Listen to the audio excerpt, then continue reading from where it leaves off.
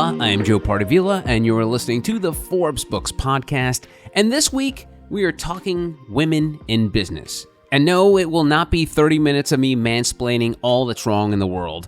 I'm fortunate to be joined by Leanne Meyer. Leanne directs the Carnegie Mellon Women's Executive Leadership Academy and is the former executive director of the university's Accelerate Leadership Center at the Tepper School of Business. She's also the author of Climbing the Spiral Staircase: How Women Can Navigate Their Careers and Accelerate Success. And she's made it her mission in life to help women reclaim purpose and passion. Leanne, welcome to the podcast. Hi, Joe. I'm excited to be here. I'm excited too. And I want to start by pulling up something I found that you had said. It's nothing bad. It's nothing bad. It's that you said you had sort of a circuitous path to your life, which is kind of a cool way to describe. Like, my life has been pretty linear. Like, I had one job for 20-something years, and then I didn't do something else. But why do you describe your path as circuitous? Wow, that was a big question to Yeah. start with. Well, Joe, I think, the book I wrote is on women's careers and what those careers look like. And I think a woman's path is often circuitous because we often make career decisions based on relationships in our lives. And so my path is circuitous because I've followed a partner, I've had children. My choices have not always been linear because it's not always been about what has been best purely for a career. It's been what makes sense for my life and my family and how I want to show up as a mother or a daughter or a wife or a partner. And so I think that's why I would describe it as circuitous, is I think I got to where I wanted to be, but in a very, as the name of the book says, Climbing the Spiral Staircase, and in a spiraling way, in visits and stops in different places, hopefully always with a different level of consciousness and intentionality, but definitely not linear. And it's funny they say that because as much as life has changed, and I'm sure for you as well, things still say the same. You know, women still at the end of the day, even though they have more rights and more job opportunities, they're still probably the main caregiver in a home. You know, when you speak to women that you're coaching, how do they work that balance of living a circuitous route of but except doing it on their terms? Yeah. I think for many women, it's first to understand that those choices do have an impact on our career. I suppose maybe a better analogy, often when I speak to women and we talk about careers, what we tend to see, and the research supports this, is that women tend to have what we call an M-shaped career. So to your point about you having a more linear career, there was maybe a start heading upwards in a reasonable trajectory, and there will be an end at some point. What we find with they have strong rises early in their careers, very successful, but then there's often a dip in a career, and the dip is exactly as you mentioned. It's during the caregiving years. It's when a woman's time is unbelievably crunched because she has a big career, but she's crunched in terms of a lot of childcare responsibility. So she has only so much time in a day. And so the woman I advise is, first of all, to just have your eyes open to it, that this dip could occur. So what becomes very important during a dip like this is to focus on your networks of influence. How do you build them? How do you build them in ways that's helpful to you? So not having to spend more time at the office, not having to schmooze, not having to walk rooms, but if you put your kids to bed at 9:00 and you jump into your jammies, you can do 1 hour of LinkedIn or something like that. But it's this idea of knowing that at different times in your life, you may be called to focus on your career differently, and that certainly will have an impact. So I think it's to think that through. But then I think it's really what I'm most excited about is how companies have really, through the pandemic, come to understand flexibility very differently. Because for many women, what was just needed was a little bit of flexibility around when you could show up at work, when you could leave. And we see the pandemic has upended that. And so, I think there have been a lot of complications that have hurt women's careers through the pandemic because they did shoulder the burden of caregiving. At the same time, I don't believe any company is going back to a full-time notion of FaceTime where you have to be in an office at a certain time and leave. So I would advise women is have your eyes open to the impact of the choices that you're making on a career, but hold on very tightly to the flexibility that we now have that was not present before. It's been a long time since the women's liberation movement. So what do you say to the person that's like, I don't want that dip. Why do I have to have a dip? Yeah. The guy next to Yeah. me, who we went to the Yes. same school, same education, Yes. same experience. Yes. Why do Yes. I have to dip? What do you say to that Yes. person? I say to her, I'm with you, sister, is what I say. And then I want to say at the same time, we live in very gendered worlds.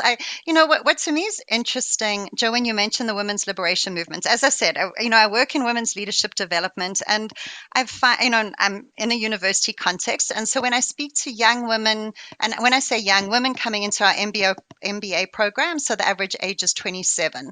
And I think often when you speak to women at the beginning of their careers, when I talk about women's issues, I think they see me as this kind of embittered old women's liber who Oh, didn't no. achieve what she. No, but I think for them it has not been a reality. If we look, especially, we're talking in America at the moment, I think women have done unbelievably well in schools, in universities. And so when the rules are explicit and you know how to measure performance against a certain set of standards, we know women perform unbelievably well. And so you have the sense that the world is fair and that you're competing, to your point, with the equally talented, male student next to you.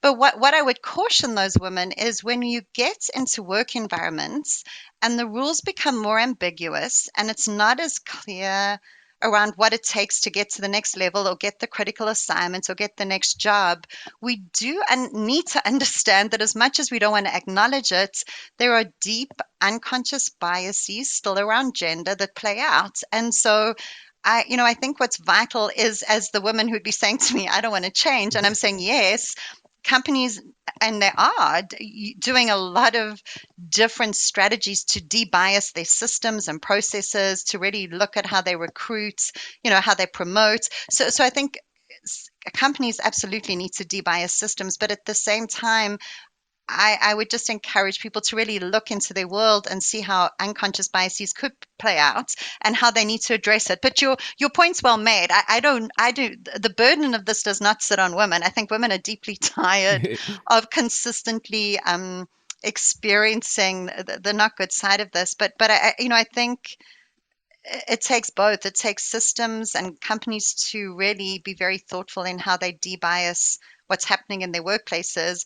But I think as women, we need to understand what's at play, because I think we'd be naive to think that we're not in deeply gendered environments. If we meet people, if we look at them, often gender is the first thing we see, and that's when our deeply held unconscious biases kick in. So I think we do need to be aware of these biases. I always talk about awareness and self-awareness and Yes.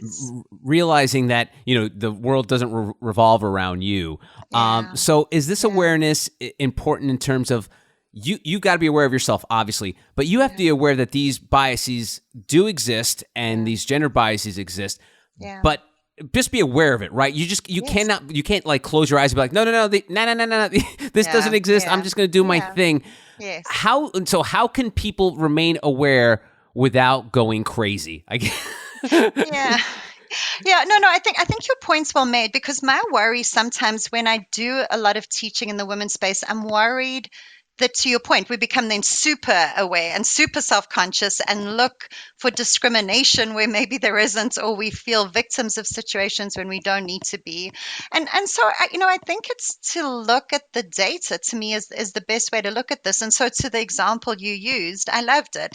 If you in a workplace with an equally talented colleague and you start looking at metrics and you look at how your metrics are similar, and you would choose your metrics, whether it's your sales numbers or the scope of your projects, or the sort of scale of the work that you're working on, or your hourly rate, whatever it may be, and look at what are you achieving together, and then who gets the critical assignments, because we know there's certain assignments that really make a career, and who gets access to networks and who doesn't, and in meetings, who's able to speak up and who isn't, and in meetings, are your ideas heard or not heard? And so those are the things I would look to. Who gets promoted? What are the pay scales? Because I think that's going to tell you if there's unfairness or not, because otherwise you could absolutely drive yourself crazy, as you indicate. And this sort of plays into the word negotiation. It's such an important word that people sometimes don't realize. They think a life is just take it or leave it, but there's more to it, and negotiation is a key part. Break Yes. that down for me when it comes to women, not only negotiating salaries, but Yeah. rising through a company, Yeah. starting their own company. Talk to Yeah. me about negotiation. Yes. So I'm going to say things that are probably going to upset everybody now. So when it comes to negotiation, to your point, I think all of us abdicate a little bit in terms of our careers. Like we assume the leaders, the people we report into, our mentors or our sponsors are spending an inordinate amount of time thinking about our career. So we assume people are actually thinking about our career and sort of thinking through what next steps could be for us and helping us develop. Where in my experience, people are so unbelievably busy in companies and so time crunched that the notion that someone is spending a lot of time on your career is false. And so I just don't want people to live with the false hope that someone's doing this. So to your point, we need to advocate for ourselves from the get-go. It becomes vitally important to understand that you need to keep advocating for oneself, or as in your language, negotiation. So I think that's important to understand. What is complicated with negotiation is that women are highly effective negotiators. We know that women negotiate very well, and women especially negotiate on behalf of others unbelievably well. So if I'm negotiating on behalf of my team or on behalf of my client or on behalf of my organization, we know women often outperform male colleagues when it comes to negotiating on behalf of others. And why we are successful in that is that in many ways we're feeding into a stereotype of what it is to be a woman. And, we're the protective mother bear or whatever language you Right. want to use about it. And so there is no discomfort with women negotiating quite vociferously on behalf of others, and we're successful. The challenge for women comes when we're advocating for our own interest. So if I'm in a company and I'm negotiating for my own salary or for a promotion or for more opportunities, people feel uncomfortable with women doing that because it's counter to the stereotype. And by that, I mean the stereotype of what it is to be a woman is that you should be thoughtful and collaborative and nurturing. And I'm not saying you must be for a second, but that's the stereotype. And so when women act outside of that stereotype and they act in ways that we would traditionally associate with the masculine. So if women sort of are more agentic and advocate for themselves more forcefully, people find that off-putting. And by people, I don't mean men find it off-putting. I mean men, women, all genders find that at times women who are advocating for themselves behavior is kind of off-putting. And so when women negotiate for themselves, sadly, what the research shows us is that they should think about justifying their ask. And so, if I'm negotiating with you for something, I won't just go, Joe, I've come here to speak about a salary increase. I would come to you and go, Joe, I'm coming to speak about my increase because I want to show you my metrics and I want to show you how my metrics compare, across your team in different regions. So I need to justify my ask, which men don't tend to need to do. And at the same time, it's helpful for women to use a style, and this is terrible, but it's a style that was coined out of the University of Michigan, and it's this idea of staying relentlessly pleasant. So I'm not going to get very aggressive when I'm asking you this. I'm going to do this in a controlled way. I'm going to keep asking. I'm going to use this kind of niceness with insistence is another way of thinking about it. And so I know every woman who's listening to this is going to go, I do not want to hear this. And to the point you've made, women are probably sitting going, why do I have to keep changing? And that's very valid. So, I think we're really trying to look at systems that make, for example, salary far more standard across roles, and that women don't have to negotiate salaries coming in, they're more explicit. But while power structures exist in ways that they do, those are just two helpful tips I would encourage women to think about. So think about A, how do I justify the ask? And B, am I using a negotiation style that's effective, or should I consider something else? But to your point, it's a woman's choice and women can object very much to what I'm saying. I find the clients I work with get most upset when I share that advice with them. But yeah, that's what I would say about negotiation. I love that. Relentlessly pleasant. Yes, I it's love terrible. I know. it's so I mean it's one of those words that sounds worse than it actually does, because it's like Yeah, yeah, that seems like a sweet term, but no, it's terrible. it's terrible. Yeah, but it works. Yeah. Mm. Speaking of terrible, I was, when you were speaking there, I just kept thinking of how gross it was for Kamala Harris when she was running and at the debates, and you heard these reports of people coaching her to be soft and to Yes, not be yes, bitchy or anything like that. yes, It's so gross. Even though I'm a yes. guy, it's still Mm, disgusting to see that women still have to worry about this when it comes to a debate and yes, government. When you see yes, men in government act like, pardon my French, dicks, and they're okay yes, with it. But the minute yes, a woman acts like a dick, it's like, yes. oh my god, look at Yes. this. Yes.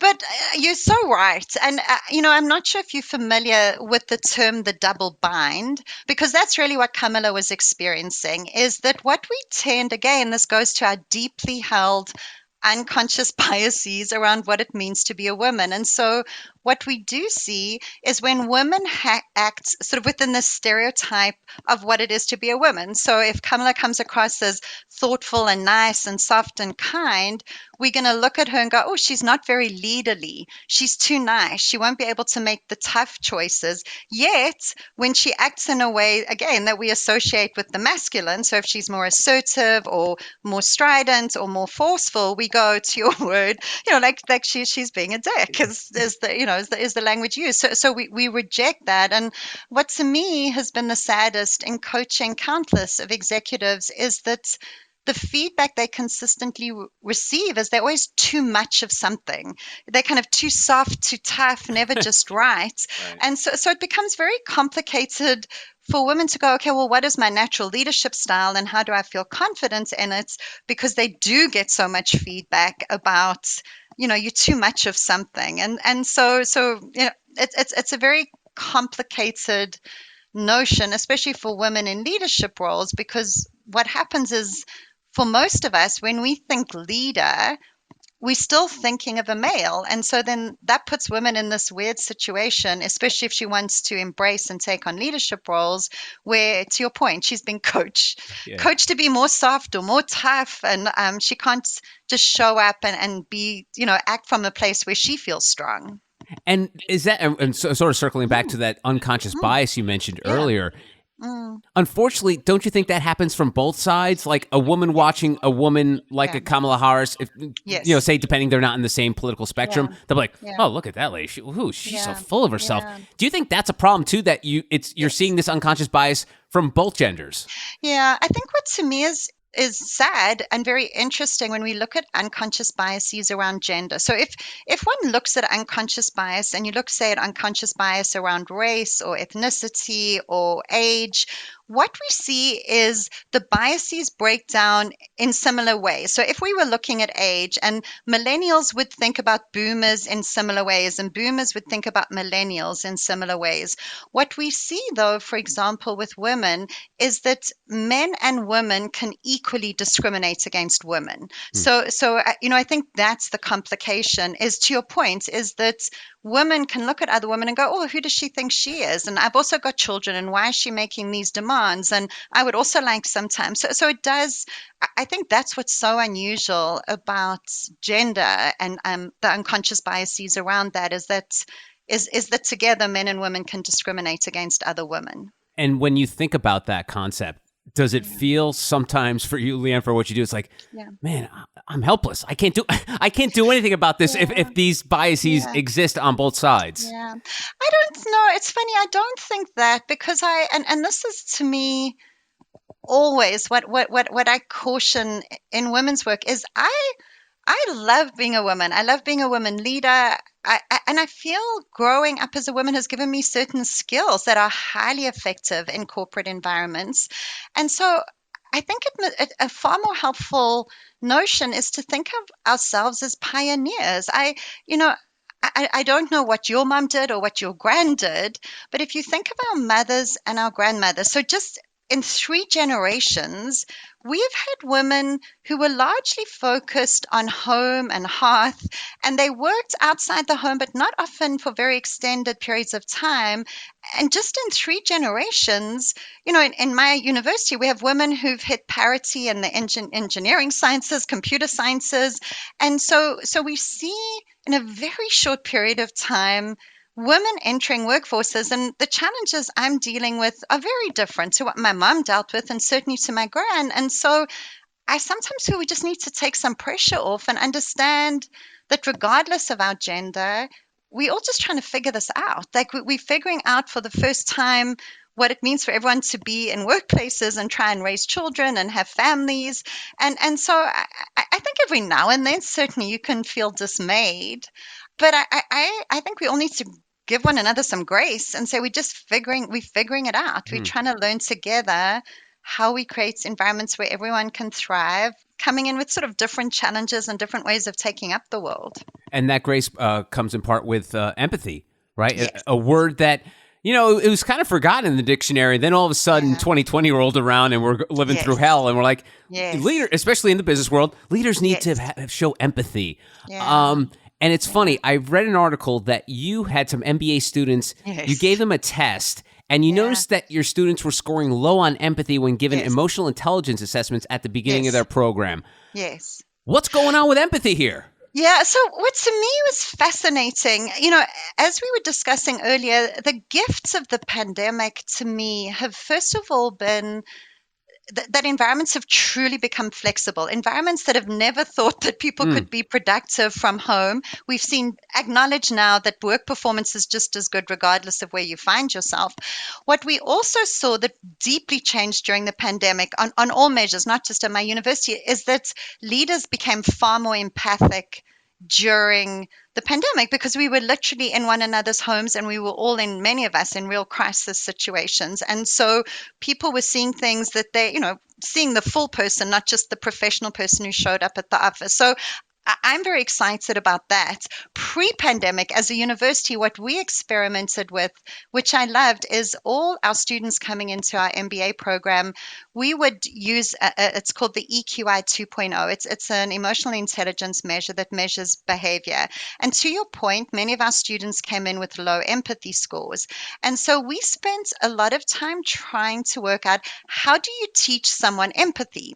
And especially, as I said, the average age of a student in an MBA was 27 years old. So how at 27 do you teach someone empathy? And the experiment that I loved the most is what a lot of our research showed us, that reading fiction together over time shifts empathy scores, that people become more empathic because they immerse themselves in a book, identify with this specific character that is often unlike them in multiple ways, and really learn to identify with what the person is thinking and feeling and where they come from. And so that to me was a very exciting way to teach empathy, because I think it's hard. It's hard to teach true empathy. I think it's easy for us to teach people how to actively listen or how to ask questions, but to truly spend the time trying to think where the other comes from is an unusual skill in many people. And so I was excited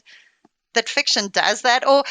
And I suppose I'm a big reader, so I love that I now have an excuse to carry on reading. But we know for leaders, it's a superpower. When leaders truly understand where the people who are reporting into them, where they come from, what's important, what motivates them, that's the way to work with people. And so when people look at leadership skills, that to me is absolutely the superpower. It's how do you focus on developing your empathy?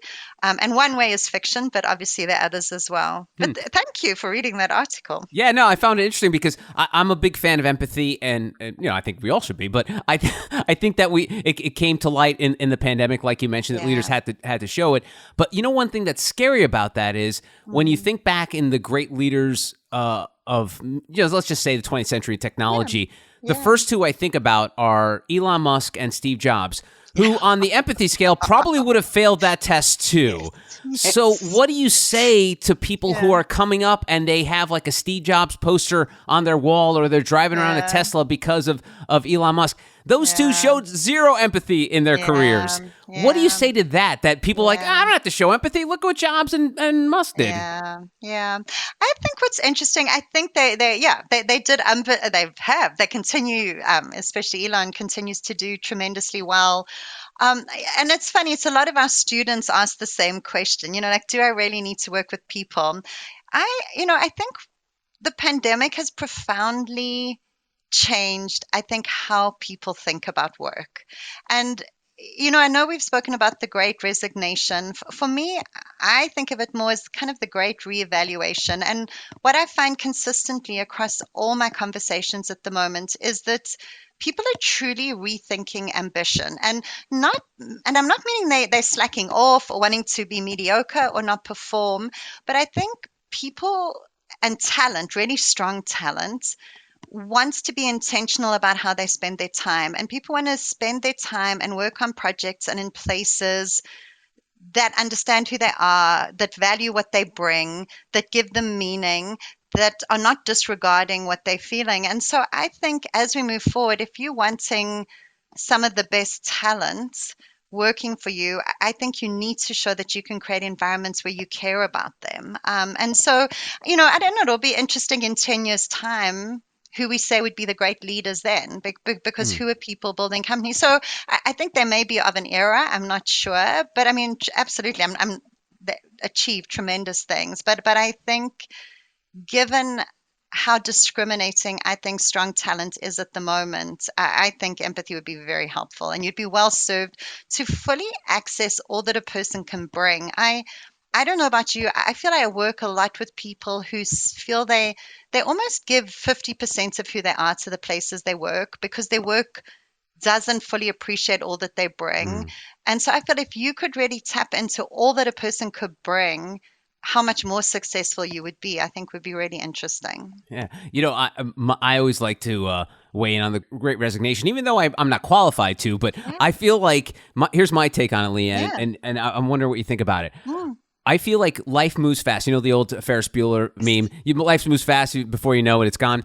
And I feel like we always move so fast. We're always grinding, and we don't realize whether we're happy or not. Yes. We don't know. Yes. We just think it's like, okay. I mean, obviously some people are going back to what we're talking about, self-aware of like what's going on. But we're all moving so fast that we're like, you don't even think, am I happy? Am I enjoying this job? I don't know. But then the pandemic happens, everything locks down, and then you think, I'm like, wow, I feel better now. Like now that I don't have to go into that office and maybe I'm just doing my thing here, this makes me feel good. Maybe I just don't need jerks in my life, and that's why I'll feel good. Yes. Do you think there's some truth to that? Totally. I think what to me has been interesting in the people that I've been coaching post-pandemic, that has been their biggest challenge, is that they felt during the pandemic, they were able, because of things slowing down, because they weren't commuting for 70 minutes a day, because they could actually physically close their laptop down and walk out of their study into a kitchen or wherever they were working, is that they started living in a way that they loved. They were exercising differently. They were having spiritual practices, if that was their thing. They were maybe snuggling with young kids at lunchtime, which they'd never been able to do before. And so what to me has been interesting is watching how many people are struggling to keep those practices with this transition back to hybrid environments. So certainly, I think people feel it slowed down enough that you could really reconnect with what was important to you. And so going back, I feel a lot of people are fearing and holding on very tightly to these practices that they felt they built in that they had not done before. And if we look at the research, we see that there is less actually burnout when people work from home, and more quality of life and better work-life balance. And certainly it's got to be managed. Like, you needed to learn the skills around setting boundaries. But no, I fully agree with you, is that I think people really had time to go, well, what is important to me, and what does it feel to live in a way I wanted to? And of course, it's now, well, how do I hold on to this? And if my workplace doesn't respect this, do I even want to stay here anymore? And I feel on that point, that's why I think the service industry was so affected by it. And you saw like help wanted signs everywhere, because not only do they have to put up with a jerky boss, customers can be jerks a lot of the time. So they've realized, well, why am I Yes. doing this to myself? Yes. I'm not happy. This is not healthy. Yes. So I think that's Yeah. why that industry really got hit hard, because people started to realize that it wasn't worth their time doing that, and they were able to find, because of technology, other things that Yes. suit their skill set. All right, Yeah. so Leanne, I know you don't like talking about yourself, but in closing, I want to ask you about what you're doing today, because you are helping women reclaim purpose and passion. So my big and I know I started with a big question, but I'm going to end with a big question. Okay. Why is this your purpose? Why is this your purpose, helping women reclaim their purpose and passion? I think why for me is I grew up, I think, with some really strong women in my life. I grew up with a remarkable grandmother and a remarkable mother. And I grew up, in South Africa, the very bottom of Africa. So I grew up with this, which was maybe countercultural because I come from a very patriarchal society, but I grew up with this tremendous sense that, as I said earlier, I thought it was terrific to be a woman. I'm like, oh my gosh, it's amazing. Like, we have all these superpowers, and we strong and we powerful, and we have all these opportunities. And I think what was alarming to me, I'd never chosen to work in the women's space. I'd worked, as qualified in industrial psychology, and I worked in Europe before I came to America. But when I got to the States, I was working with these remarkable women, just unbelievably talented women who were so successful in their lives. But when I was sitting and talking with them, they didn't see any of the beauty they brought. They didn't see how good they were. They weren't rising as they wanted to rise. They, to the points we've discussed, they spend so much time sort of shifting in this double bind. And so I think what drove me was wanting for them to go, no, like, see all that you bring, capture the uniqueness that you are.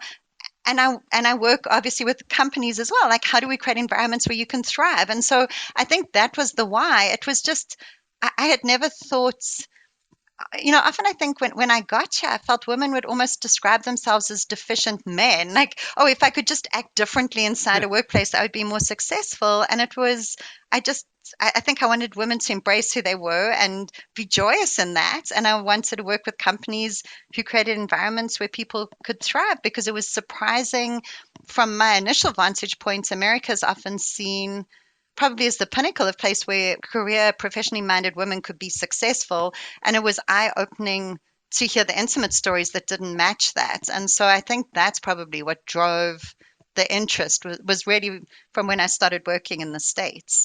That's great. Yeah, it's funny because that got me thinking as soon as you said that. It was like, you're thinking in South Africa, you go to America and you see like the movies and you see these powerful women, and you're like, wait a minute, the women are miserable there too. Oh, it was terrible. It was alarming. Yes. And so I think that was driving a lot of this. But I'm very happy to be able to do this. Awesome. Her name is Leanne Meyer. Her book is titled Climbing the Spiral Staircase: How Women Can Navigate Their Careers and Accelerate Success. Leanne, thank you so much for the time. I know you don't like talking about yourself, but you did a great job, so thank you very much.